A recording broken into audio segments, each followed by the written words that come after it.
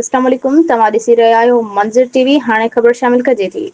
बर्गन stock Iran ऐं America में Switzerland जे सियाहती हंध बर्गन स्टाक ते थींदड़ ॻाल्हियुनि जो अमल रंडकनि जो शिकार थी वियो आहे। ईरानी मीडिया मूजिबि स्विट्जरलैंड में ईरान ऐं अमेरिका जे विच में टेक्निकल ॻाल्हियुनि में हिसो वठंदड़ ईरानी वफ़द सदर ट्रंप जे धमकियुनि ख़िलाफ़ सख़्त एहतजाज कयो ऐं ईरानी वफ़द एहतजाजी तौरु हिसो वठण खां इनकार कयो। ईरान जे ॻाल्हियुनि वारी टीम जे सरबराह बाकर गालिबाफ ट्रंप जे धमकियुनि जे जवाब में चयो त ट्रंप उहो नथो सम्झे त जेकॾहिं संदसि धमकियुनि जो को असर हुजे हा त हू अॼु मायूसी जे हिन हालत में न पहुतो हुजे हा। हिन चयो त असां अमरीकी धमकियुनि खे का बि अहमियत नथा ॾियूं। बहितर सच आहे त ट्रंप पंहिंजे बयाननि में मुहत रहे ऐं